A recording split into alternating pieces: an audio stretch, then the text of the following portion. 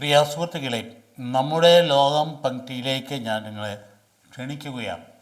ഇന്ന് നമ്മളുടെ ചിന്തയെ മത്തിക്കുന്നത് നമ്മുടെ കുട്ടികളുടെ പ്രശ്നങ്ങളാണ്. നമ്മുടെ കുട്ടികളെ ആര് രക്ഷിക്കുമെന്നുള്ള ചോദ്യം നമ്മുടെ മനസ്സിൽ നിന്ന് ഉയർന്നു നിൽക്കുകയാണ്. എല്ലാവരുടെയും തന്നെ മനസ്സിൽ വളരെയധികം കുഞ്ഞുങ്ങളെ സ്നേഹിക്കുന്ന ആരുടെയും മനസ്സിൽ ഉയർന്നു നിൽക്കുന്ന ഒരു വലിയ ചിന്തയാണ്, എങ്ങനെ ഈ മക്കളെ രക്ഷപ്പെടുത്താൻ പറ്റും ഇന്നത്തെ പ്രത്യേക സാഹചര്യത്തിൽ. പറയാൻ കാരണം, ഗാസിയാബാദിൽ ഉത്തർപ്രദേശിൽ 3 പിഞ്ച് ഓമനകൾ, 16, 14, 12 വയസ്സുള്ള 3 പിഞ്ച് ഓമനകൾ, ഓർക്കുമ്പോൾ നമുക്ക് സഹിക്കാൻ പറ്റില്ല, 9ാം നിലയിൽ നിന്ന് എടുത്ത് ചാടി ആത്മഹത്യ ചെയ്തു. അപ്പൻ കടബാധ്യതയിലായിരുന്നു, ഭയങ്കരമായ ബുദ്ധിമുട്ട് കൊണ്ട് അപ്പൻ എന്ത് ചെയ്തു, ഈ 2 വർഷമായിട്ട് കുഞ്ഞുങ്ങളെ സ്കൂളിൽ വിട്ടില്ല. അപ്പോൾ ഇങ്ങനെയുള്ള സാഹചര്യമൊക്കെ കമ്മ്യൂണിറ്റിയിലൊക്കെ ഉണ്ടാകുമ്പോൾ ശ്രദ്ധിക്കാൻ ആരുമില്ലാത്തൊരവസ്ഥയാണോ നമ്മുടേത്? ഈ കൊച്ചു കുഞ്ഞുങ്ങളെ പള്ളിക്കൂടത്തിൽ എന്തേ വിടാത്തെന്ന് ചോദിക്കാൻ ആരും ഇല്ലായിരുന്നോ? നമ്മളിതുപോലെ പ്രതിബദ്ധതയില്ലാതെ പോയാൽ എന്ത് ചെയ്യും? മാത്രവുമല്ല, ഈ കുഞ്ഞുങ്ങൾക്ക് ആകെ അഭയമുണ്ടായിരുന്നത് മൊബൈൽ ഫോണാണ്. അത് അപ്പം വാങ്ങിച്ച് വിറ്റിട്ട് കറണ്ട് ബില്ലടിച്ചു, കറണ്ട് ബില്ല് പേ ചെയ്തു, കാശില്ലാഞ്ഞിട്ടാണ്. മക്കളാ സമയം കൊണ്ട് ഈ കൊറിയൻ ഗെയിംസിനകത്ത് ചെന്ന് പെട്ടു. കൊറിയൻ ഡ്രാമയും കൊറിയൻ ഡാൻസും കൊറിയൻ സംഗീതവും പോപ്പ് ഗീതങ്ങളും ഒക്കെ ഭയങ്കര പ്രശസ്തമാണല്ലോ, അതിനകത്ത് ചെന്ന് പെട്ടു. അത് നിരോധിച്ച് കഴിഞ്ഞപ്പോഴത്തേക്ക് കുഞ്ഞുങ്ങൾക്ക് പിന്നെ അസ്തിത്വമില്ല. അതുകൊണ്ട് അവർ എഴുതി എന്താ, ആത്മഹത്യക്കുറിപ്പ്, ഡയറിക്കുറിപ്പ് എഴുതി വെച്ചിരിക്കുന്നത് എന്താ, ശ്രദ്ധിക്കണം. എന്തൊരു കഷ്ടമാണ്. പപ്പ, മമ്മി, സോറി, നിങ്ങൾ ഞങ്ങളോട് ഉപേക്ഷിക്കാൻ ആവശ്യപ്പെട്ട ഗെയിമിന് ഞങ്ങൾ എത്രമാത്രം സ്നേഹിച്ചിരുന്നു എന്ന് നിങ്ങൾക്ക് തെളിവ് ഇപ്പോൾ കിട്ടിക്കാണുമല്ലോ. കൊറിയൻ നായകരെയും കെ പോപ്പിനെയും പോലെ ഇവരെയൊക്കെ വീട്ടിലുള്ളവരെക്കായാലും ഞങ്ങൾ സ്നേഹിച്ചിരുന്നു എന്നും അവരെ ഞങ്ങൾ വീട്ടിലുള്ളവരെക്കായാലും കൂടുതൽ സ്നേഹിച്ചിരുന്നു എന്നത് മനസ്സിലായോ എന്ന് ചോദിക്കും. ഇതൊരു അവസ്ഥയാണെന്ന് ആലോചിച്ച് നോക്കി. ഈ മാധ്യമങ്ങൾ നമ്മുടെ സ്വാധീനം എന്ന് പറയുന്നത്, ഈ മാധ്യമങ്ങളെ നിഷേധിക്കാനൊന്നും പറ്റില്ല. അരുതരുതെന്ന് പറഞ്ഞിട്ടൊന്നും കാര്യമൊന്നുമില്ല. ഇതിനൊക്കെ പരിഹാരം കണ്ടെത്താതിരിക്കാനും പറ്റുകയില്ല. അപ്പോൾ അതുകൊണ്ട് മാത്രമല്ല, ഇതിപ്പോൾ അങ്ങ് ദൂരെ ഗാസിയാബാദിൽ നടന്നു എന്നല്ലേ നമ്മൾ വിചാരിക്കുക. പക്ഷേ നമ്മുടെ അടുത്ത് ചോറ്റാനിക്കരയിൽ ഇത് തന്നെയല്ല നടന്നത്. 16 വയസ്സുകാരി ജീവനൊടുക്കിയതിൻ്റെ പേരിൽ ചോറ്റാനിക്കര. ഇത് തന്നെയാണ് കാര്യം എന്ന് പറയുന്നത്. നമ്മുടെ കേരളത്തിൽ ഇങ്ങനെ തന്നെയല്ലേ അവസ്ഥയെന്ന് പറയുന്നത്. അപ്പോൾ അതുകൊണ്ട് നമ്മൾ വളരെ ഗൗരവമായിട്ട് ചിന്തിക്കേണ്ട ഒരു കാര്യമാണ്. അപ്പോൾ ഈ ബ്ലൂ വെയിൽ പോലുള്ള ഇൻ്റർനെറ്റ് ഗെയിമുകൾ അവസാനത്തെ ദൗത്യം, അവർ പറയുന്ന അവസാനത്തെ ദൗത്യത്തിൽ ചെന്ന് എത്തി നിൽക്കുന്ന ആത്മഹത്യയാണെന്നാണ് പറയും. അതാണ് ഈ കഴിഞ്ഞ വർഷങ്ങൾ, ഒരുപാട് കാലഘട്ടങ്ങൾ നമ്മൾ ചർച്ച ചെയ്തൊരു കാര്യം തന്നെയാണ്. ഈ ഗെയിമിൽ ചെന്ന് പെട്ട് കഴിഞ്ഞാൽ തന്നെ ആത്മഹത്യ ചെന്ന് പതിക്കുമെന്ന്.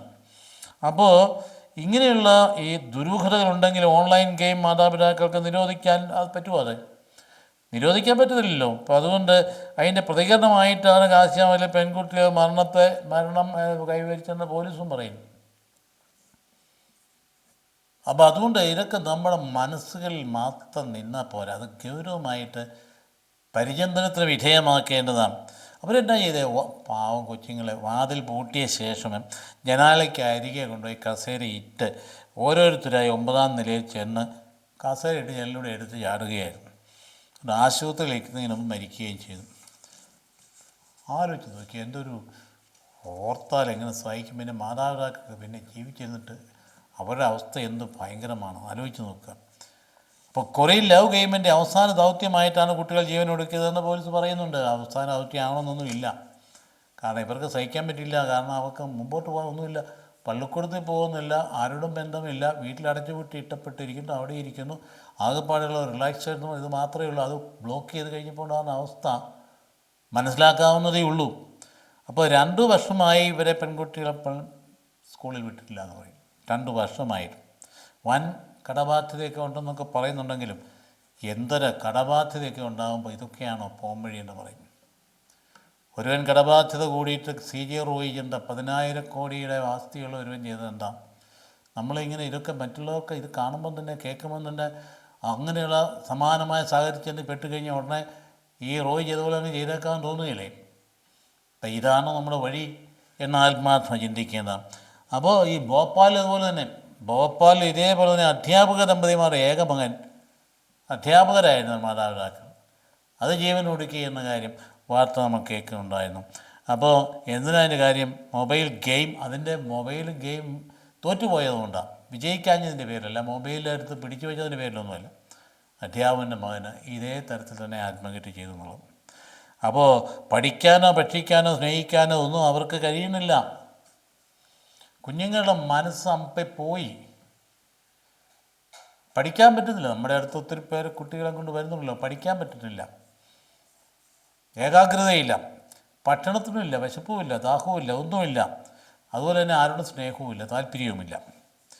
ഇതൊക്കെ ഈ സാഹചര്യങ്ങളൊക്കെ മറ്റുള്ളവരൊക്കെ എന്താ ചെയ്യുന്നത് നമ്മൾ അന്വേഷിക്കുന്നത് നല്ലതാണ്. മറ്റ് രാജ്യങ്ങളെന്താ ഇതൊക്കെ എല്ലാം ഭൂലോകത്തിൽ മുഴുവൻ എല്ലാ രാജ്യങ്ങളിലും ഒരുപോലെ തന്നെ സ്വാധീനിക്കുന്നതാണ് ഈ പറയുന്ന ഈ നെറ്റ് സംവിധാനങ്ങൾ, സൈബർ എന്ന് പറയുന്നത് എല്ലാ ലോകം മുഴുവനുള്ളതല്ലേ. ഇപ്പം മറ്റുള്ളവർക്ക് എന്നാ ചെയ്യുന്നത്? ഓസ്ട്രേലിയക്കാരും കഴിഞ്ഞ ജനുവരിയിൽ 16 വയസ്സിന് താഴെയുള്ളവർക്ക് സാമൂഹ്യ മാധ്യമങ്ങൾ നിരോധിച്ച് അവർ ഉത്തരവിറക്കി. ഓസ്ട്രേലിയയിൽ ഒരു രാജ്യം ചെയ്യുന്ന അതേപടി നമുക്ക് അനുകരിക്കണമെന്നൊന്നുമില്ല. പക്ഷേ അവരൊക്കെ ഇതിനകത്ത് പ്രതിജ്ഞാബദ്ധരാണ് എന്നതെങ്കിൽ നമ്മൾ അനുകരിക്കേണ്ടതില്ല. അതായത് അവരിതിനകത്ത് ഗൗരവമായിട്ട് എടുക്കുന്നു എന്നുള്ള കാര്യം നമ്മൾ ശ്രദ്ധിക്കേണ്ടതല്ലേ. ഫ്രാൻസുകാരൻ എന്താ ചെയ്തത്? 15 വയസ്സിൽ താഴെയുള്ളവരെ സമൂഹ മാധ്യമങ്ങളിൽ നിന്ന് അതിൽ നിന്ന് വിലക്കാനായിട്ട് അവർ ഒരുങ്ങുക. സെനറ്റിൻ്റെ അംഗീകാരത്തിനായി ഇപ്പോൾ വെച്ചിരിക്കുക. ബില്ല് സെപ്റ്റംബറിൽ തന്നെ നിയമമാകും ഫ്രാൻസിൽ. ഇപ്പം എല്ലാവർക്കും ഉണ്ട് ഈ പ്രശ്നം. അതുപോലെ തന്നെയുണ്ട് യൂറോപ്യൻ പാർലമെൻറ്റ് യൂറോപ്യൻ യൂണിയനോട് ഇക്കാര്യം പരിശോധിക്കാൻ ആവശ്യപ്പെട്ടിട്ടുണ്ട്. എന്നിട്ട് പ്രായപരിധി ഓരോ രാജ്യങ്ങളും തന്നെ തീരുമാനിച്ചോളാൻ പറഞ്ഞിരിക്കും. അപ്പോൾ സമാനമായിട്ടുള്ള ചിന്തകൾ എല്ലാവരിലും വ്യാപിക്കുന്നത് കണ്ടോ? നമുക്കിങ്ങനെ അടങ്ങിയിരിക്കാൻ പറ്റുമോ? ബ്രിട്ടൻ, ഡെൻമാർക്ക്, സ്പെയിൻ, ഗ്രീസ് ഈ രാജ്യങ്ങളെല്ലാം ഇതിനുള്ള നീക്കങ്ങൾ ആരംഭിച്ചു കഴിഞ്ഞിരിക്കുന്നു. അപ്പോൾ ഇതിനെതിരാരാ വരുന്നതൊക്കെ? നിരോധനത്തിനെതിരെ സാമൂഹ്യ മാധ്യമങ്ങളുടെ ആപ്പുകളുടെ ഉടമകളാണ്. എലോൺ മസ്കൊക്കെ ഇതിനെതിരായിട്ടാണെന്ന് പറയുന്നത് കേട്ടു. അതാരെക്കുറിച്ച് അമ്മ പറഞ്ഞത് ഫാസിസമാണ് നിയന്ത്രിക്കുന്നത് പറയാനായിട്ടിടയായിട്ടുണ്ട്. വമ്പൻ വ്യാപാരികളാണ്. അപ്പോൾ ആപ്പിൻ്റെ ഉടമകളൊക്കെ എതിര് നിൽക്കും. പാസ്സാക്കിയെടുക്കാൻ ബുദ്ധിമുട്ടായിരിക്കും. എന്തായാലും ശരി, നമ്മുടെ രാജ്യത്ത് 13 വയസ്സിൽ താഴെയുള്ള കുട്ടികൾക്ക് സാമൂഹ്യ മാധ്യമങ്ങൾ വിലക്കണമെന്ന് ആവശ്യപ്പെട്ട് 2025 ഏപ്രിൽ സന്നദ്ധ സംഘടനയായ സെപ് ഫൗണ്ടേഷൻ സുപ്രീം കോടതിയെ സമീപിച്ചതായിട്ട് നമുക്കറിയാം. അതായത് 13 വയസ്സിന് താഴെയുള്ള നമ്മുടെ രാജ്യത്ത്, നമ്മുടെ രാജ്യം പുറകോട്ടൊന്നും പോയിട്ടില്ല. പക്ഷേ സംഭവിച്ചത് എന്താണ്? ഏറ്റവും വലിയ പ്രശ്നം കുട്ടികളെ വിഷാദവും ഉത്കണ്ഠയും സ്വയം ഉപദ്രവിക്കൽ, ആത്മഹത്യാ പ്രവണത തുടങ്ങിയ മാനസികാരോഗ്യ പ്രശ്നങ്ങളിലേക്ക് സമൂഹ മാധ്യമങ്ങൾ കാരണമാകുന്നു എന്ന് പൊതുവായി കണ്ടെത്തിയിട്ടുണ്ട്.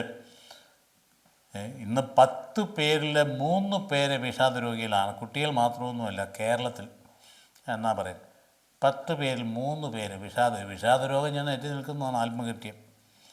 അതിനേക്കാൾ ഉത്കണ്ഠ, ഭയം, ഇതൊക്കെ പണ്ട് കാലങ്ങളിൽ ഉണ്ടായിരുന്നതല്ലല്ലോ. അപ്പോൾ അതുകൊണ്ട് സുപ്രീം കോടതി എന്താ പറയുന്നത്? നിയമനിർമ്മാണം ആവശ്യമുള്ളതിനാൽ സർക്കാർ നയപരമായ തീരുമാനം എടുക്കണമെന്നാണ് സുപ്രീം കോടതി നമ്മുടെ ജഡ്ജിമാർ പ്രതികരിച്ചു. നിയമനിർമ്മാണം ആവശ്യമുള്ളതായതുകൊണ്ട് ജസ്റ്റിസ് BR ഗവായി, AG മഫ്സീഖ് തുടങ്ങിയ ആൾക്കാർ അപ്രകാരമാണ് പറഞ്ഞു വെച്ചിരിക്കും. അപ്പം അതുകൊണ്ട് പാർലമെൻറ്റേറിയൻസ് ചിന്തിക്കേണ്ട ഒരു കാര്യമാണ്, ലെജിസ്ലേറ്റീവ് അസംബ്ലികളോട് ചിന്തിക്കേണ്ട ഒരു കാര്യമാണ്. അതുകൊണ്ട് കുട്ടികൾക്ക് സമൂഹ മാധ്യമ നിയന്ത്രണം ഏർപ്പെടുന്നതിനെക്കുറിച്ച് പൊതുജന അഭിപ്രായം, കാര്യം നമ്മുടെ വിദ്യാഭ്യാസ മന്ത്രി ഒരിക്കൽ ഇങ്ങനെ പറഞ്ഞു, പൊതുജനാഭിപ്രായമൊക്കെ തേടുമെന്ന്. പക്ഷെ പറച്ചിലെല്ലാം വല്ലതും ചെയ്യുന്നുണ്ടോ എന്ന് അറിയാൻ പാടില്ല. എന്തായാലും മരണത്തിൽ നിന്ന് കുട്ടികളെ രക്ഷിക്കുക എന്നത് നമ്മെ സംബന്ധിച്ച് വളരെ പ്രധാനപ്പെട്ട ഒരു കാര്യമായിട്ട് കരുതണം. അതൊരു നിസ്സാര കാര്യമായിട്ട് കരുതരുത്. എവിടെയെങ്കിലും ഒരു ആത്മഹത്യ ഉണ്ടാകുമ്പോൾ അതൊരു വലിയ സംഭവമായിട്ട് പെരുപ്പിച്ച് കാട്ടിയിട്ട് പിന്നീട് അത് വാർത്തയായിട്ട് അവസാനിപ്പിക്കാൻ പാടില്ല. അപ്പോൾ അതുകൊണ്ട് എല്ലാ ക്രിയാത്മക പ്രവൃത്തികളിൽ നിന്നും മക്കളെ വലിച്ചകറ്റുന്ന മൊബൈൽ തന്നെയല്ല ഫോൺ സംസ്കാരം, ആസക്തികളിൽ നിന്ന് മോചിപ്പിക്കേണ്ടതുണ്ട്. മാതാപിതാക്കൾ, സമൂഹവും സർക്കാരും ഒന്നിച്ച് അണിനിരക്കേണ്ടത്. ഇപ്പോൾ ഒരു കൂട്ടരെ മാത്രം പറഞ്ഞിട്ട് കാര്യമില്ല. ഇതിനകത്ത് മാതാപിതാക്കൾക്ക് വേണം ശരിക്കും ബോധ്യം ഉണ്ടാകാൻ. അതിൻ്റെ കൂടെ സർക്കാരും സമൂഹവും ഒന്നിച്ചണിനിരക്കേണ്ട കാര്യമാണ്. അപ്പം ലക്ഷക്കണക്കിന് കുട്ടികളാണ് മൊബൈൽ ഗെയിമുകളിൽ സ്വയം മറന്നിരിക്കുന്നത്. പഠിത്തത്തിൽ ഉപേക്ഷിച്ചെന്നുള്ള കാര്യം നമ്മൾ ഓർക്കണം. അതുകൊണ്ട് വിഷാദത്തിലേക്കും മതിഭ്രമങ്ങളിലേക്കും അതിഗൗരവമായ മരണാസക്തിയിലേക്കും തള്ളിവിടുന്ന ഈ ഗെയിമുകളെ നേരിടാൻ നമ്മൾ എന്താണ് പരിശ്രമിക്കേണ്ടതെന്നുള്ള കാര്യം ജീവനൊടുക്കുമ്പോൾ മാത്രം നമ്മൾ ചിന്തിച്ചാൽ പോരാ. ജീവനൊടുക്കുമ്പോൾ അപ്പോൾ ഞങ്ങൾ ഞെട്ടലോടെ വാർത്ത പെട്ടെന്ന് കേട്ടു, ഞെട്ടലോടെയാണ് വാർത്ത കേട്ടെന്നൊക്കെ പറയുന്നത്. പക്ഷേ അങ്ങനെ മാത്രമല്ല, നിരവധി കുട്ടികൾ ജീവിതത്തിൽ നിന്ന് മരണത്തിന് തുല്യമായ പിൻവാങ്ങലിലാണ് എന്നും. ഇപ്പം നിരോധിക്കുക മാത്രം മതിയോ? അപ്പോൾ അതുകൊണ്ട് വളരെ ഗൗരവമായ കാര്യമാണ്. ഞാൻ ഈ വീഡിയോ ഇവിടെ അവസാനിപ്പിക്കുകയാണ്. കാരണം ഇവിടെ തീരുന്നില്ലാത്തതുകൊണ്ട് അടുത്ത വീഡിയോ കൂടി ഇത് മാത്രം മതിയോ, അതിന് എന്നാണ് പരിഹാര മാർഗം എന്നതിനെക്കുറിച്ച് അടുത്ത വീഡിയോയിൽ നാം ചിന്തിക്കുന്നതാണ്. Thank you very much.